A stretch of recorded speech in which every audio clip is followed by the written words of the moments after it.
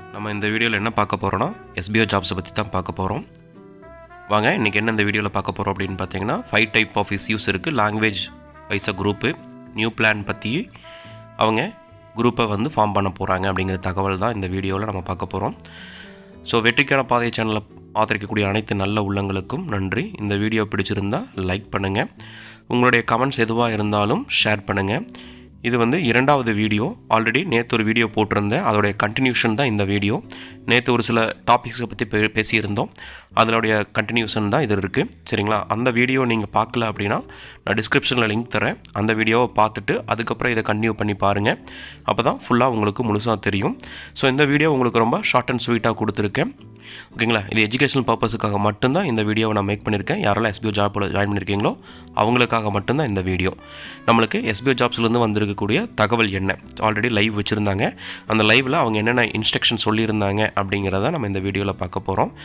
அப்படி எந்த மாதிரியானன்னு பார்த்தீங்கன்னா ஒரு 8 வகையான டாபிக்ஸ் அவங்க பேசியிருந்தாங்க.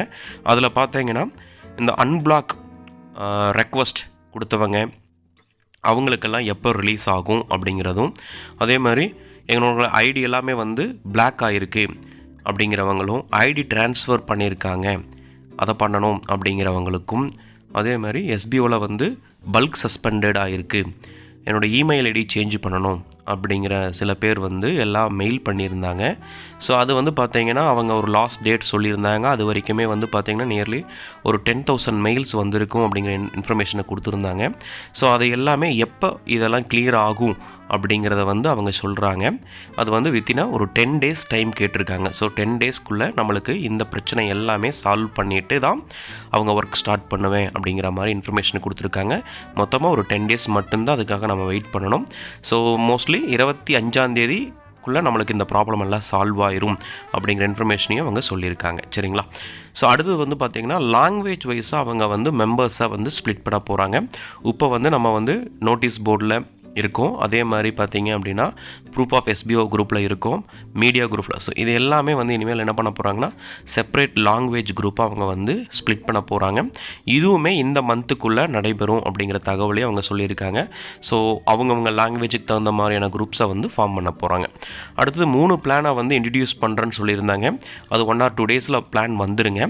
ஸோ அந்த பிளான் பேஸ் பண்ணி எந்தெந்த பிளானில் யாரெல்லாம் ஒர்க் பண்ணுறாங்க அவங்களுக்குன்னு தனியாக ஒரு குரூப்பு, அந்த குரூப்பு மூலியமாக அவங்களுடைய டவுட்ஸ் எல்லாமே கேட்டுக்கிற மாதிரியும் அவங்களுக்கு அதை கிளாரிஃபை பண்ணுற மாதிரியும் அந்த குரூப் அவங்க ஃபார்ம் பண்ண போகிறாங்க அப்படிங்கிற மாதிரி சொல்லியிருக்காங்க. ஸோ அதில் 3 குரூப்பை வந்து ஃபார்ம் பண்ணுற மாதிரி இருக்கும்.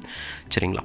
அடுத்தது வந்து பார்த்தீங்க அப்படின்னா எந்த மாதிரியான ஒர்க்கு அப்படிங்கிறது பார்த்திங்கன்னா எஸ்பிஓவில் நெக்ஸ்ட்டு பிஸ்னஸ் மெம்பர்ஸ் எப்படி செலக்ட் பண்ண போகிறாங்க. சரிங்களா? அதாவது வந்து பார்த்திங்கன்னா இந்த 3 பிளான் இல்லாமல் புதுசாக அவங்க வந்து நியூ மெம்பர்ஸை ஜாயின் பண்ணும் பொழுது அவங்க எந்த மாதிரியான ஒர்க் பண்ணணும் அப்படிங்கிறதையுமே இனி ஃப்யூச்சர் கான்செப்ட் எஸ்பிஓவில் சொல்ல போகிறேன் அப்படிங்கிற மாதிரி சொல்லியிருக்காங்க. அது வந்து அவங்களுடைய வில்லிங்னஸில் தான் ஒர்க் பண்ணுவாங்க அப்படிங்கிறது சொல்லியிருக்காங்க. சரிங்களா? ஸோ இதுதான் பெண்டிங்கான நம்ம இன்ஃபர்மேஷன்.